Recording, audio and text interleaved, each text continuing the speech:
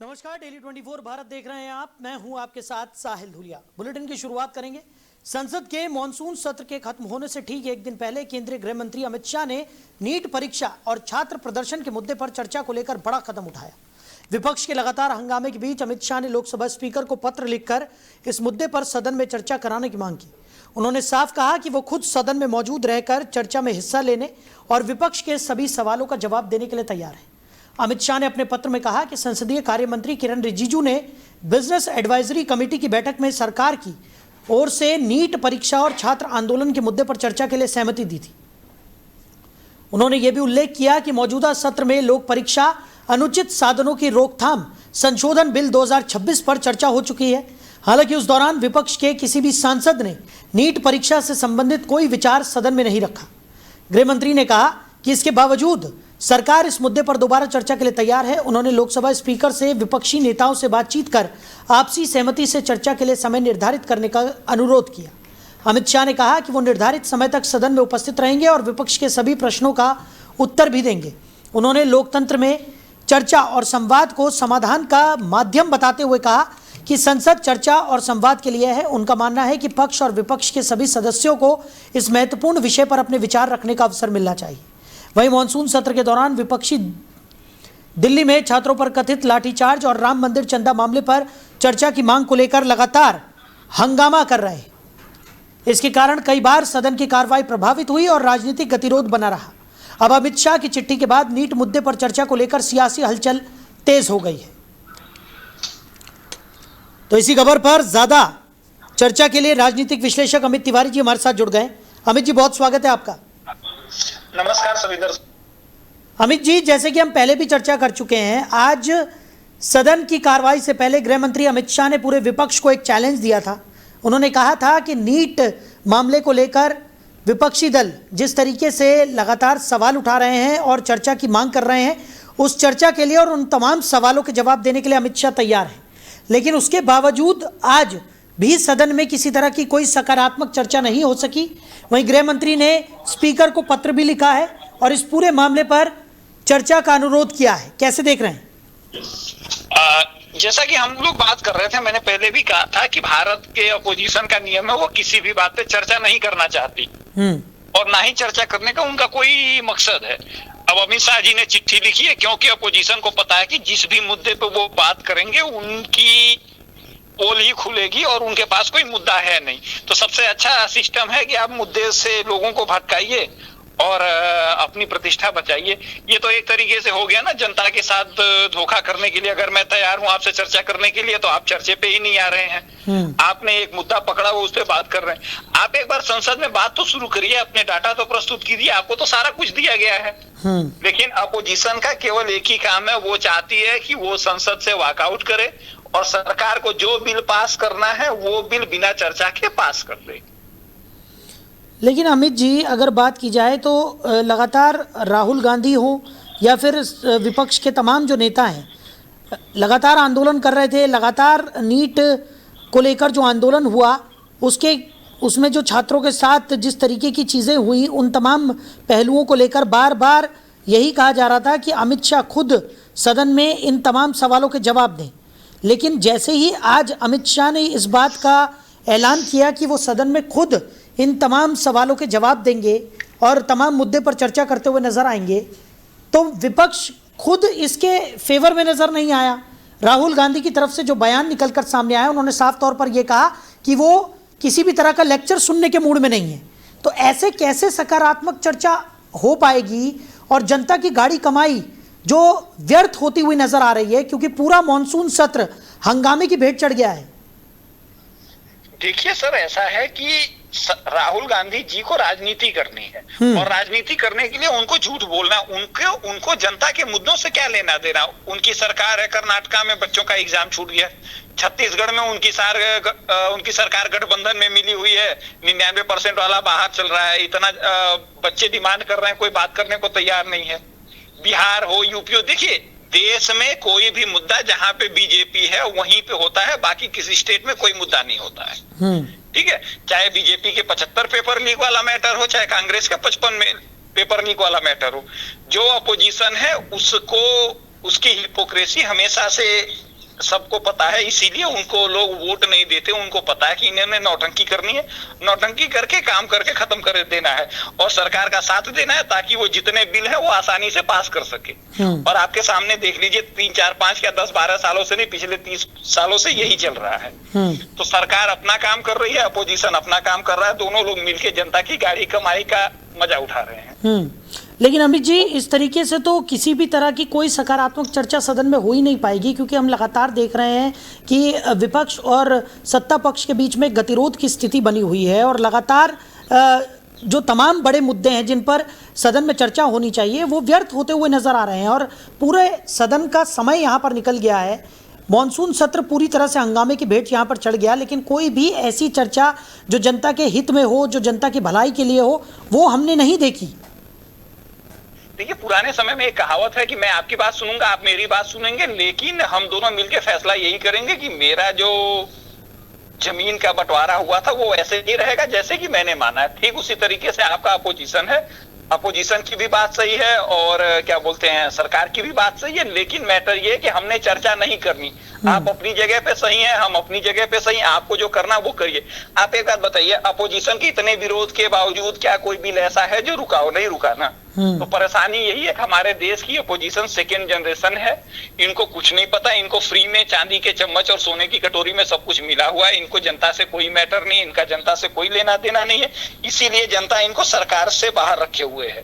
और संसद की गाड़ी कमाई की जैसे आपने बात करी, भाई हमारे देश के नेता हैं, 600 फैमिली है, वो देश डिसाइड करते हैं, उनको कुछ फर्क नहीं पड़ता कि आपके ऊपर 35,000 कमाएंगे तो टैक्स देना पड़ेगा और मैं 5 लाख कमाऊंगा तो टैक्स फ्री हो जाऊंगा। आखिर नेताओं की कमाई पे कोई टैक्स तो नहीं लग रहा है ना। उनको टीए मिल रहा है, उनको खाने को मिल रहा है, उनका खाना 2 रुपए में मिलता है, हमारा खाना 400 रुपए में मिलता है, उनको गाड़ी फ्री है, 10,000 रुपए मोबाइल का अनाउंस मिलता है, 299 रुपए में महीना भर चार्ज चलता है। तो एक बात बताइए, वो देश की गाड़ी कमाई लूट रहे हैं, वो अपोजिशन को हंगामा करके जाके साथ में बैठ के चाय पानी पी रहे हैं, उससे जनता का ही पैसा बर्बाद हो रहा है। उन्होंने कभी हमारे देश में नेताओं ने इस पर ध्यान नहीं दिया कि जनता का पैसा कैसे बचाना है, कैसे बर्बाद करना है, ये इन सबको पता है। तो वो देश की गाड़ी कमाई बर्बाद करनी है और सरकार को अपना काम करना है, अपोजिशन को अपना काम करना है। हमें नहीं पता लगना चाहिए कि कौन सा बिल इन्होंने पास किया है। जब हमारे ऊपर उसका इम्पैक्ट आता है तब हमें याद आता था कि अरे भैया 1991 में तो SC/ST एक्ट आ गया था, 89 में मंडल और कमंडल आ गया था। वो सारी चीजें आपको याद तब आएंगी जब आपके ऊपर गुजरेंगी, उसके पहले संसद में कोई चर्चा नहीं होती है। बिल्कुल। अब PMLA एक्ट का ही उदाहरण ले लीजिए, क्या हुआ उसमें? अब कांग्रेस के ऊपर पड़ रहा है तो लोग हंगामा कर रहे हैं कि तो बाद में पता लग रहा है ये बिल इन्होंने ही पास किया है। तो देखिए, ऐसा है कि सरकार का चाहे पक्ष का चाहे विपक्ष का जनता से कोई लेना देना नहीं है, इनको अपनी करनी है, जनता का गाड़ी कमाई का पैसा बर्बाद करना है और हो हल्ला करके घर चले जाना है। चलिए अमित जी, हमारे साथ जुड़ने के लिए, इस तमाम चर्चा के लिए आपका बहुत शुक्रिया। नमस्कार सभी दर्शकों को। तो साफ तौर पर आज भी सदन की कार्रवाई हंगामे की भेंट चढ़ गई। हालांकि गृहमंत्री अमित शाह ने साफ तौर पर कहा था कि नीट मामले को लेकर विपक्ष जो तमाम सवाल खड़े कर रहा है, उन तमाम सवालों के जवाब देने के लिए वो तैयार हैं, वो सदन में इस पूरे मामले पर चर्चा के लिए भी तैयार हैं। लेकिन उसके बावजूद विपक्ष का जोरदार हंगामा सदन में देखने को मिला और नेता प्रतिपक्ष राहुल गांधी की तरफ से जो बयान निकलकर सामने आया, उससे पहले ही अंदेशा लगाया जा रहा था कि विपक्ष अभी भी किसी तरह की कोई सकारात्मक चर्चा के मूड में नहीं है, क्योंकि राहुल गांधी ने साफ तौर पर कहा कि वो किसी तरह का कोई लेक्चर नहीं सुनना चाहते हैं। उन्होंने कहा कि जिसने भी छात्रों पर पैलेट गन के इस्तेमाल और लाठीचार्ज का आदेश दिया था वो अपने पद से इस्तीफा दे और अपनी जिम्मेदारी यहां पर तय करे। वहीं संसद के मॉनसून सत्र के बीच लोकसभा में नीट और छात्र प्रदर्शन के मुद्दे पर सत्ता पक्ष और विपक्ष के बीच गतिरोध जारी है। सदन में व्यवधान के बीच संसदीय कार्य मंत्री किरण रिजिजू ने विपक्ष पर चर्चा से भागने का आरोप लगाया। किरण रिजिजू ने कहा कि सदन के 80% सदस्य चर्चा चाहते हैं। उन्होंने कहा कि मॉनसून सत्र के अब केवल 2 दिन बचे हैं और सरकार अभी भी चर्चा के लिए तैयार है। रिजिजू ने विपक्ष से सदन की कार्रवाई चलने देने और चर्चा में हिस्सा लेने की अपील की। संसदीय कार्य मंत्री ने कहा कि विपक्ष पहले दिन से ही चर्चा की मांग कर रहा है, लेकिन जब सरकार चर्चा के लिए तैयार है तो विपक्ष इससे पीछे हट रहा है। उन्होंने कहा कि सरकार सदन में महत्वपूर्ण मुद्दों पर चर्चा के लिए तैयार बैठी है और विपक्ष को भी सकारात्मक तरीके से इसमें भाग लेना चाहिए। सदन में लगातार हो रहे हंगामे और नारेबाजी के बीच रिजिजू का बयान ऐसे समय में सामने आया जब नीट परीक्षा और छात्र प्रदर्शन को लेकर सरकार और विपक्ष के बीच सियासी टकराव बना हुआ है। विपक्ष की ओर से अन्य मुद्दों पर भी चर्चा की मांग की जा रही है। सरकार का कहना है कि वो नीट से जुड़े मुद्दे पर चर्चा के लिए तैयार है, जबकि विपक्ष अपने अन्य मुद्दों को भी चर्चा में शामिल कराने की मांग कर रहा है। इसी को लेकर संसद की कार्रवाई लगातार प्रभावित हो रही है। मैं वेणुगोपाल जी, अखिलेश यादव जी और कई हमारे वरिष्ठ साथी हैं, इन लोगों को थोड़ा डिसिप्लिन से अपना प्रोटेस्ट करने के लिए समझाइए। बहुत इनडिसिप्लिन ये जो काम कर रही है ठीक नहीं है। गृह मंत्री जी ने आज फिर एक पत्र लिख करके स्पीकर साहब को अनुरोध किया है कि नीट एग्जाम को लेकर के छात्रों का आंदोलन जो हुआ उसका चर्चा अभी शुरू कर दे। अभी शुरू कर सकते हैं, हम लोग तैयार हैं। चर्चा अभी शुरू कर सकते हैं। आप लोग शांति से बैठेगा, आप लोग शांति से बैठेगा, हम लोग अभी इसी वक्त चर्चा के लिए तैयार। केंद्र सरकार ने बुधवार को विपक्ष के भारी विरोध के बीच विदेशी अंशदान विनियमन संशोधन विधेयक यानी कि FCRA 2026 को संयुक्त संसदीय समिति यानी JPC के पास भेज दिया। लोकसभा में विधेयक को JPC के पास भेजने का प्रस्ताव पेश किया गया, जिसे मंजूरी मिल गई। गृह मंत्री अमित शाह की जगह गृह राज्य मंत्री नित्यानंद राय ने लोकसभा में विधेयक पेश किया। 31 सदस्यीय JPC में लोकसभा के 21 और राज्यसभा के 10 सदस्य शामिल होंगे। समिति को अगले सत्र तक अपनी रिपोर्ट देनी होगी। विधेयक पर विरोध करते हुए समाजवादी पार्टी प्रमुख अखिलेश यादव ने इसे अल्पसंख्यकों के खिलाफ बताया। विपक्षी दलों का आरोप है कि प्रस्तावित कानून से ईसाई, NGO और अल्पसंख्यक समुदायों की तरफ से संचालित सामाजिक एवं शैक्षणिक संस्थानों के विदेशी वित्त पोषण पर असर पड़ सकता है। वहीं सरकार का कहना है कि विधेयक किसी धर्म विशेष को निशाना बनाने के लिए नहीं है।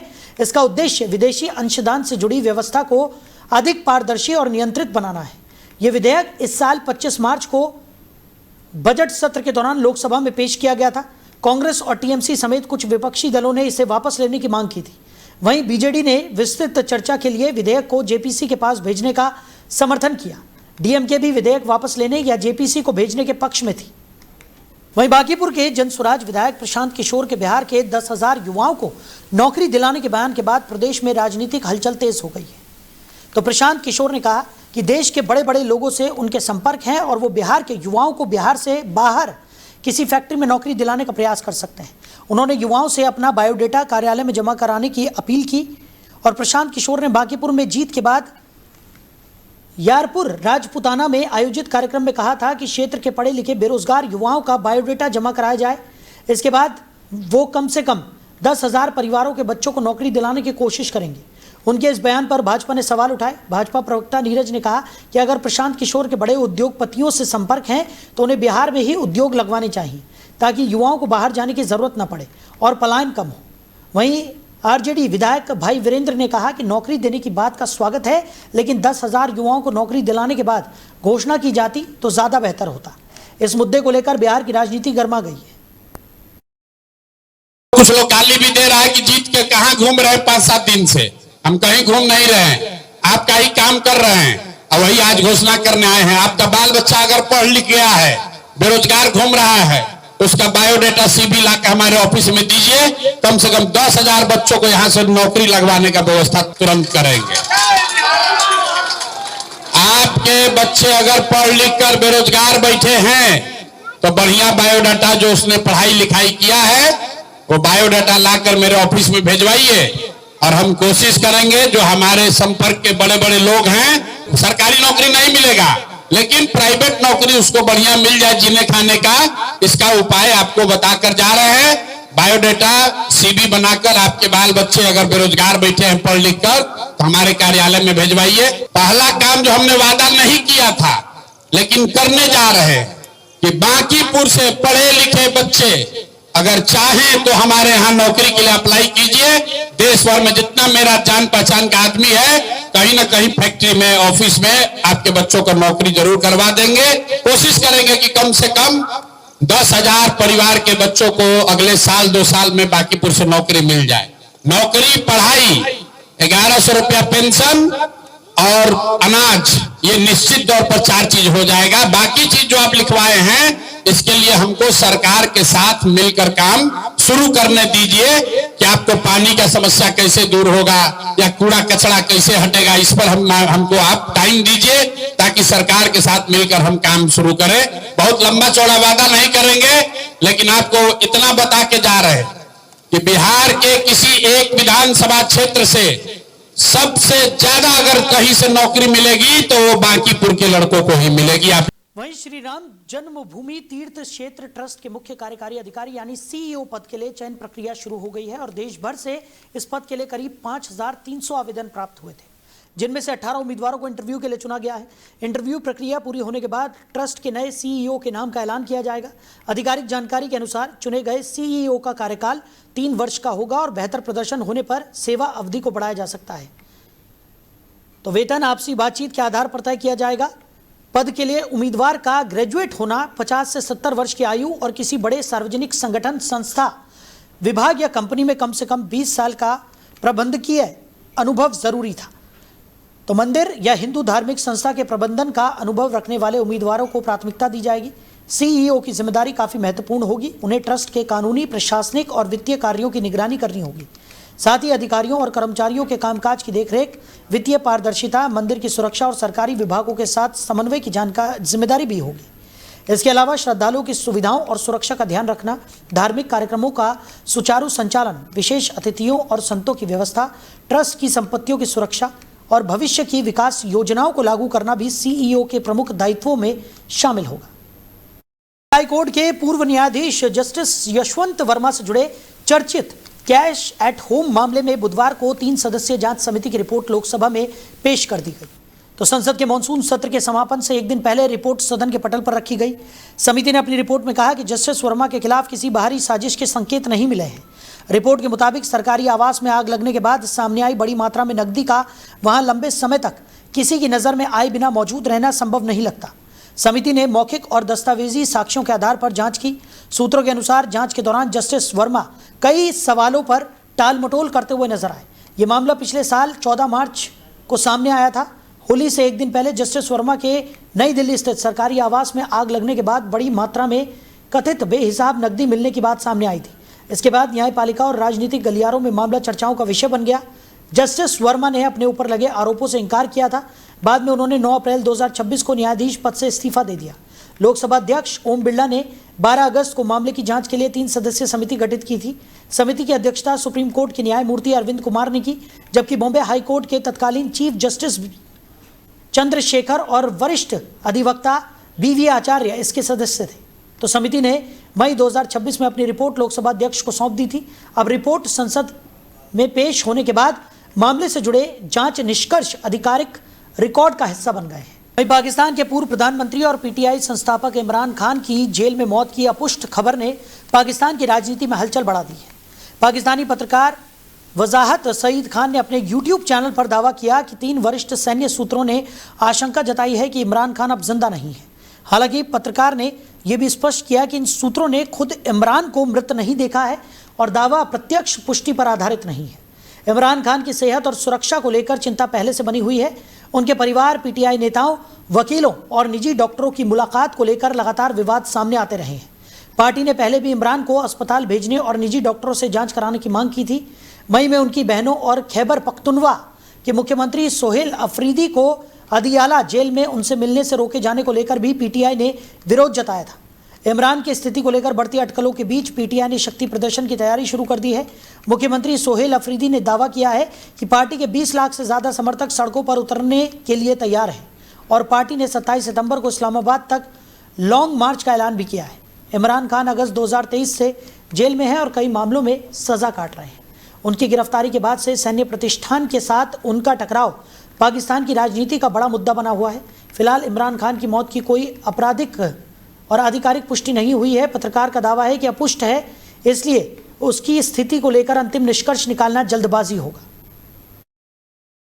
करते अपने मुसद्दा का आइंदा या तो मेडिकल के बारे में जब तक डॉक्टर, एक क्रेडिबल डॉक्टर और फैमिली मेंबर जब तक डायरेक्ट हमें ना कहा जाए। ये तो पहले भी खबर निकली थी जी, उनको हार्ट प्रॉब्लम हो गया, हार्ट अटैक काफी महीना पहले, नहीं 2-3 साल पहले नहीं पिछले साल हम वहाँ पे- हार्ट का प्रॉब्लम हो गया, और ये कुछ हो नहीं गया। था, ये भी इन्होंने निकाल दी थी, तब भी हमने इनको कहा था मत ऐसी बात ये करें। हमारा ये सब गैर मुसद्दिक है जब तक कोई कंसर्न डॉक्टर ना देखे नहीं प्रोफेशनल प्रोफेशनल और जो कंसर्न जिसने Concern हो। फर्स्ट हैंड देखा हो, नहीं उस्मा, हमारा ये SOP है हमारे भाई का, हमारा हम खामोश रहते हैं, सुनी सुनी बात पे हम खामोश रहते हैं। हमारा SOP है कि सिवाय फैमिली के और पर्सनल डॉक्टर की उनकी हेल्थ पे इमरान खान का ये SOP है कि कोई और बात नहीं करेगा। हर एक ने मुंह खोल लिया, हर एक ने तमाशा बना दिया उनका, और अब जवाब दें सारे जिन्होंने ये शुरू किया। वहीं लंदन में सिद्धाश्रम की स्थापना के 25 वर्ष पूरे होने के अवसर पर भव्य धार्मिक आयोजन किया गया। कार्यक्रम में भारत और विदेशों से पहुंचे करीब 25 संत महात्माओं ने हिस्सा लिया और वैदिक मंत्रोच्चार के बीच भूमि पूजन, हवन और धार्मिक अनुष्ठान संपन्न हुए। जगतगुरु स्वामी चक्रपाणी महाराज ने कहा कि सनातन धर्म मानवता को सही दिशा देने का मार्ग दिखाता है। उन्होंने कहा कि लंदन की धरती पर सनातन संस्कृति का ये केंद्र भारतीय आध्यात्मिक परंपरा को विश्व स्तर पर आगे बढ़ाने में महत्वपूर्ण भूमिका निभाएगा। उन्होंने वसुधैव कुटुंबकम की भावना को विश्व कल्याण का आधार बताया। पंडोखर सरकार समेत कई संतों ने सनातन एकता और विश्व शांति पर अपने विचार भी रखे। संतों ने सनातन धर्म और हिंदू संस्कृति के प्रचार प्रसार के लिए मिलकर काम करने का संकल्प लिया। कार्यक्रम के दौरान सामूहिक हवन, हनुमान चालीसा पाठ और भगवान शिव का जलाभिषेक किया गया। कार्यक्रम के आयोजन में आपको बता दें कि कई महत्वपूर्ण लोगों ने शिरकत की और सिद्धाश्रम प्रमुख स्वामी राजराजेश्वरानंद गुरुजी ने सभी संतों और श्रद्धालुओं का आभार जताया। समारोह में हजारों श्रद्धालु शामिल हुए। समापन पर धर्म सद्भावना और विश्व कल्याण के जयघोष से सिद्धाश्रम परिसर गूंज उठा। विशाल भंडारे का भी आयोजन किया गया था। तो फिलहाल इस बुलेटिन में मेरे साथ इतना ही। आप बने रहिए और देखते रहिए डेली 24 भारत। नमस्कार।